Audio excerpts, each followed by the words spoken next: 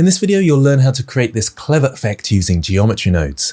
You can draw a simple curve and it transforms into this stone path, which automatically cuts into the grass. And because it's procedural, it's really easy to adapt and change the effect. Now, I'm still learning many aspects of geometry nodes myself, so I asked my colleague Stephen to guide you through. It's at a beginner to intermediate level, and to follow along, you'll need to download the grass starting file, which you can find a link to in the description. If you want to learn more about geometry nodes from a beginner level, then I've worked with Stephen to create a geometry nodes course. The course breaks down the concepts methodically with plenty of challenges to solidify your learning. So if you're interested, you can get the course now at only $10, link in the description, and the offer ends Wednesday. So here's Stephen to tell you how to make this effect. Okay, thanks Grant. So in this video, we're going to create a procedural path that's going to cut through this grass and hopefully look pretty random and pretty customizable as well. So I'll just take you through this startup file. It's called geonode stone path _start. We have three main objects in our system. We have grass system, which is our grass. We have ground. It's just a piece of geometry. It's distorted with some displacement, and that's all done through geometry nodes. So we have access to some controls that we can change if we want to. And we have this last object, which is a path. Now, if we go into edit mode, and let's just make sure our overlays are turned on so we can actually see the path. And you have a couple of options. You can start moving these points around. I'm actually going to delete all the points. I'm going to hit T and I'm going to go to draw. And I want to show you how cool this effect is. So we have this grass here. I'm going to draw, I'll keep it kind of interesting shaped. One thing I'm doing is I'm not going off the side of this grass. If you do that, one of the things that we'll be working with won't quite work. Let's go back to object mode. So we have this line sitting on the surface. Next, we'll go to geometry nodes, add a new geometry node set up, and we'll call that procedural path. And now we're going to make sure this line is snapped directly onto the surface. So if we look at it from below, we can see some parts where we can see our line and some parts where we can't. And that's just because this ground is so displaced that we have some parts above and some parts below. Now, this won't really work if we don't have this sitting on the surface, because then we'll have some of our stones under the grass. Some might even be floating on top of the grass, and that's just not going to be good. So what we need to do is we need to reference this ground and stick the points of this curve onto those. So let's grab our ground object, move it into our scene. And the way we're going to reference that is with a raycast node. So I'm going to grab a raycast node. We're going to grab this geometry and plug it into our target geometry. Now we're going to do a set position node. So you can open up the find panel using Shift A and then just start typing. So I'm going to do a set position. The first thing I'm going to do is I'm going to make sure all of my curve is above the ground. So I'm going to move this up in the Z axis by 10 meters. That's going to set it way above the surface. I'm going to duplicate this set position node using Shift D, move it back here. But in this time, instead of using an offset, I'm going to zero that out, and I'm going to grab this hit position from the raycast node and plug it into position. Now our line has just popped down onto our surface. You can see from below, we can't really see that line at all. So now that our curve is on the surface, we can hide our grass object and go into our ground object and change the displacement. When we do that, the curve should stick to the ground. But in order to get it to stick much better, we have to resample the curve and add more points so that it can be a more accurate representation of the ground object. Let's go back to our path, and the next step is to make sure this curve has enough information that it can sit on the surface. Okay, let's make a little bit of space by moving that set position node, and let's add in a resample curve node. Resample curve, when set to count, is going to allow us to add in the number of verts that we want on our curve. So we can leave this pretty low at 10, and you'll see that our previously smooth curve is now pretty jagged. However, we can increase that count to add more smoothness to our curve by increasing the number of points. However, that's going to cause an issue for us later on, because each of those points is going to be the gap between two stones. So we want to turn that count down, and I think to about 15 should be fine. So now that our line is stuck to the surface, The next step would be taking this line and turning it into some useful geometry. But first let's do a little bit of tidying up. Let's grab all of these nodes, frame them with Ctrl J, and we'll call them Snap to Surface. So our next step is going to be converting this curve into a mesh. So we're going to use the node Curve to Mesh, and this allows us to choose a profile curve that we can use and essentially loft this curve using another curve as its profile. And for that we can just use a curved line. So now that we have our curved line in place, it's time to give it some length. So we're going to take the z-axis down to 0 on the end section, and in the first x section we're going to take that to -0.1, and in the end section we'll take that to +0.1. So now we can see that we've got this really thin path, and what we'd like to do is have a single slider that moves both of these values, one more negative and one more positive. But first, because we're connecting to a vector, we need a combine XYZ node that will allow us to plug in a single value just into the Z slot. Once we have that combine XYZ node, we can connect that up to start, and we'll duplicate that and connect another one up to end. Next, we need a value node that we can use to change values in both of these simultaneously.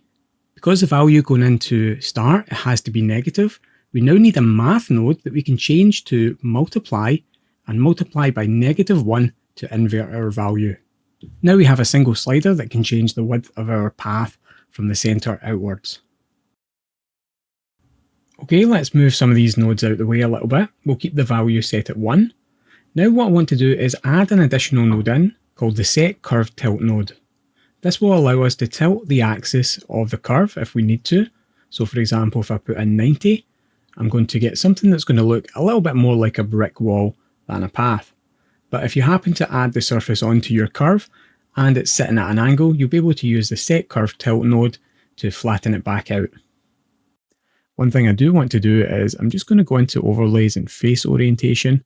I'm just going to make sure the path is facing upwards.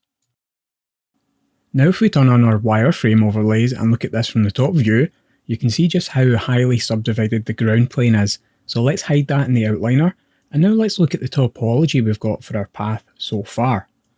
So you can see that each vertex from our original count on our original line has created a new shape or a new paving stone. The goal now is to control just how many of these paving stones we have. So we're going to do that in two ways. The first way is we're going to add a Resample curve node. And this is going to allow us to create several rows of bricks running along our main curve. I think for this Resample curve node, we'd be best suited to using something like a count of 4 or maybe 5. The next thing we want to do is just adjust our original Resample curve and add a few more counts onto there. So each one of these is going to be another line of bricks, and it's also going to smooth out the path a little bit more. So now that we have a path with a fairly even grid of quads, we can work on making this look even more random and a little bit more interesting. Let's also keep things tidy by framing up the nodes that we already know what they do. So we have these nodes here, and I'm just going to call this Twist and Flatten, because these allow us to take our curve, flatten it out into our path, and it also gives us the ability to twist it if we need to flatten it out or even stand it up on its side. The next step is going to be to take this path and randomize the shape of these a little bit more, so it's a little bit more interesting. So with a little bit of space made, it's time to split up our blocks. At the moment they're all fairly even quads, but now we're going to use the Triangulate node to split them all into triangles. So we have a couple of different settings on this node. For this case, I'm going to leave it set to Beauty and Beauty, and I think this gives a nice varied result. But we don't want to actually split every single one of these. So you can see in this node, we have a pink diamond, and if we drag off this, we can grab a random value, and in this case, it's a random value Boolean, and we have a probability of 0.5. This is going to allow us to essentially triangulate less or more of these points. Now, I'm going to triangulate around about 0.6 of them, 60% of them. That gives us a little bit more randomness, but again, you can see that most of these are just little rectangles or little triangles, and if we made each one of these a little stone, it probably wouldn't look that good. Now that we have a random selection of these quads triangulated, we're going to use a new node called Dual Mesh. what this is going to do is it's going to interpolate the triangles and the quads together, and it's going to create this pattern that's part hexagon and part kind of house shape. And you can see by muting the random value node, if everything's triangulated, everything comes out as these little hexagons. So this might be something you'd like to use in the future for some other type of project. But for the moment, I like the randomness of having some hexagons and some of those other more abnormal shaped stones. So now that we've changed the shape of some of our blocks, it looks like we need a few more rows. So I'm going to go back to the resample curve node, back before curve to mesh, and I'm just going to add in some more counts.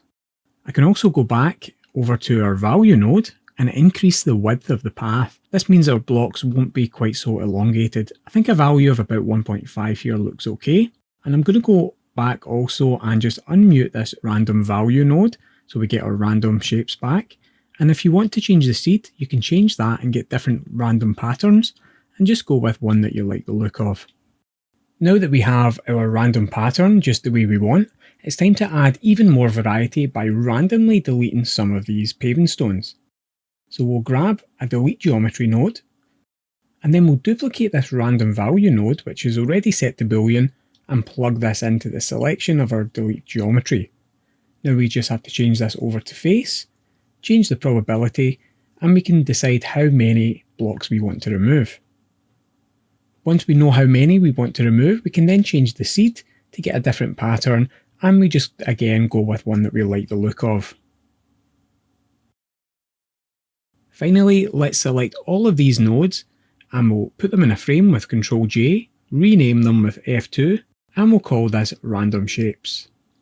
So the next step is to take all these random shapes, inset them, separate them out into individual blocks, extrude them, and then smooth them out.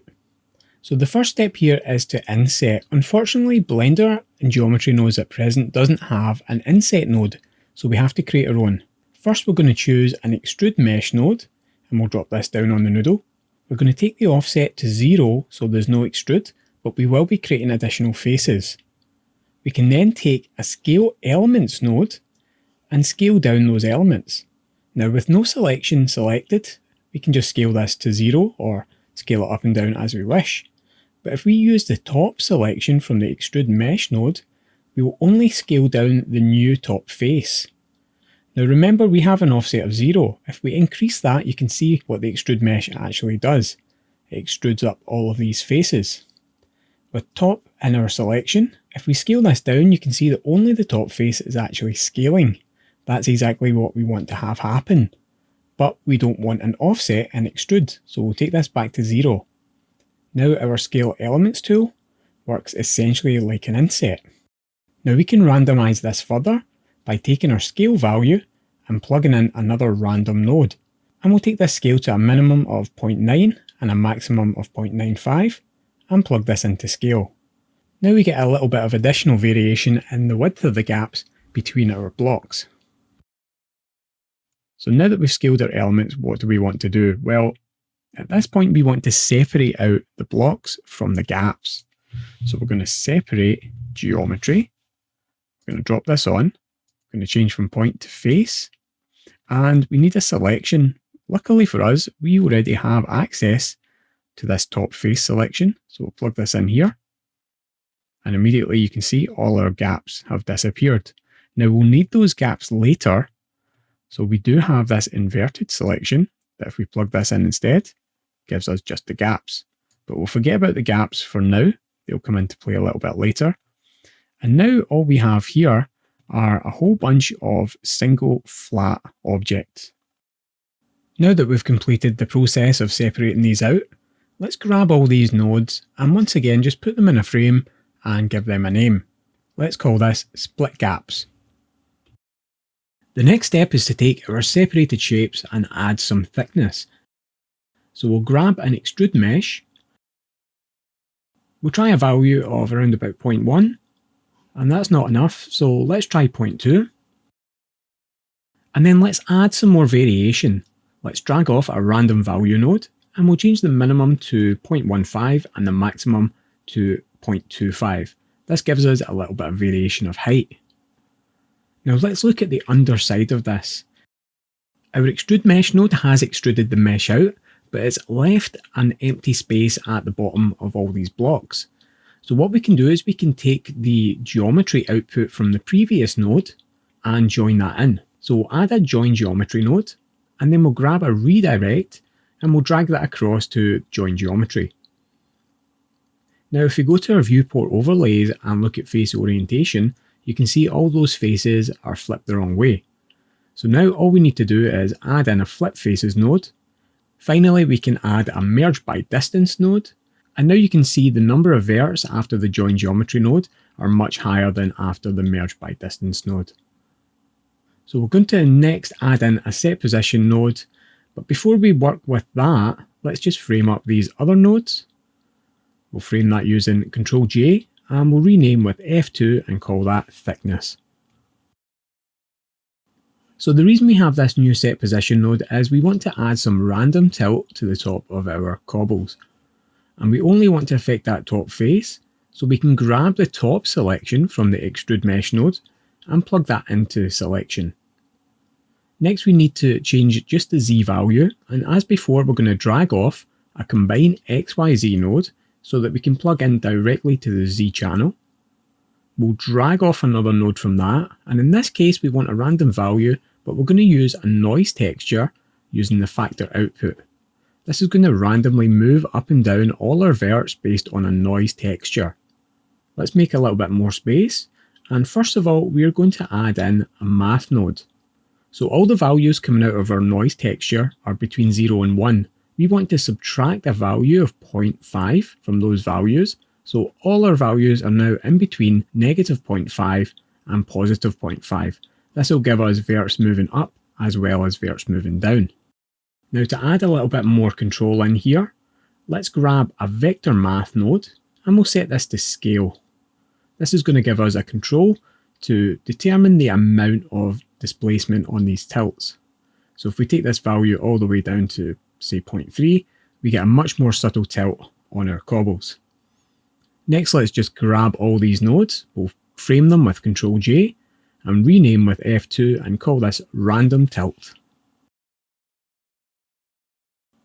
So at this stage we have our random blocks, but at the moment they're far too blocky. So let's add in a subdivide mesh node. We'll drop this on the noodle, and you can see that this will split up our model and give it some edge loops all the way around. Now this lets it keep its shape a little bit better when we use our next node, which is going to be a subdivision surface node. So this node works exactly the same as any subdivision surface modifier, and you can see if we turn off our subdivide mesh node, these just become little flat shapes, and we want to keep some thickness, and that's why we've used subdivide mesh. Let's add one more level to our subdivision surface modifier so we have much more geometry to work with. I'll turn off my wireframe overlays so we can see the blocks a little bit clearer. And next we're going to add a little bit more variation to the shape of these using another set position node. So as before, let's drag off a combine XYZ node from our offset. And again, we want to use the Z channel. And once again, we'll grab a noise texture. Now in this case, let's take this scale and try it at something like 20. And since we're using this noise texture, instead of splitting up our offset into individual channels, let's just use the color output and plug that directly into offset. Let's add in a vector math node. And we can change this over to subtract and subtract 0.5 in all axes. This takes all the values coming out of our noise texture and changes them from between 0 and 1 to negative 0.5 and positive 0.5. And that will allow us to move all our verts in any axis. Next we'll add in another vector math node, this time set to scale. And we can use this to control just how much displacement we have on these blocks. So I think a value of 0.05 here seems to be enough to give a little bit of variation. Next, let's smooth out these stones using a set shade smooth node. And finally, let's add a set material node. We'll drop that in, and I already have a material set up for that called path. And you can look in the file to see how that was made. So this seems to be looking pretty good, but we don't have our grass. So the next step is bringing back our grass. Let's grab the nodes we've been working on, use Ctrl J to frame those up. and we'll call that displacement. So the next step is to check our path along with our grass system. So let's turn that on. And now we can't see our path at all. So we have to hook up a system to enable the grass to only grow where there are no stones. So let's jump into our grass system and find our node tree. Now this looks like a fairly complex node tree. It uses a node called geometry proximity, and we use a target object, which in this case is the path, and we essentially just connect it up to the density of our instance on points that generates the grass instances. So anywhere where we have a value that's very low, which is a very short distance from our object, we will have a low density, and anywhere where we have a higher value, which means they're further away from the stones, we will have a higher density. So let me show you an example of how this is set up. Let's unmute all these nodes, and we'll connect from this multiply node up into our density factor. So density factor in this case means if we have a density factor of 0, we're not going to get any instances. And if we have a density factor of 1, then we will get instances. As you can see, when we connect this up, immediately all the grass is going to disappear. Now, in order to access our path object, we have to unmute all the nodes. And once we do that, it should calculate our new density. So you can see that we don't have any grass growing just around our blocks. So let's return up to our setup. We'll plug in our random value, and then we'll plug our multiply into our scale. So now we're using that random value both in the density factor and also in the scale. We can now tweak our float curve node in order to get the grass looking just the way we like. We can also increase the density factor or decrease the density factor as required. We can then repeat this process on the grass clump section. So I'm just going to speed up this part of the video and hook this all up. If you want to see more about this setup in detail, you can check out the course when it's released. So now that we've set up the density for our grass, we can see it doesn't grow on top or under our blocks anymore. You can see in spaces where we have gaps, we are going to get some grass there. But for the moment, I think we need more grass in between these blocks. So let's go back to the path system and let's drag off our inverted output from separate geometry, and we're going to do a distribute points on faces. Now remember, this separate geometry is the geometry that was previously the gaps in between the blocks.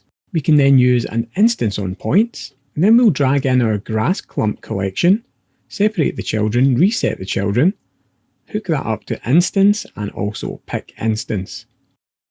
Finally, let's make some space and add a join geometry node in, and we'll connect up these grass instances so we can see them in the viewport. Now at this point the system's slowing down a little bit because of so many objects in the scene, but one thing we can see straight away is we have the wrong material on the grass. So let's see where we set our material.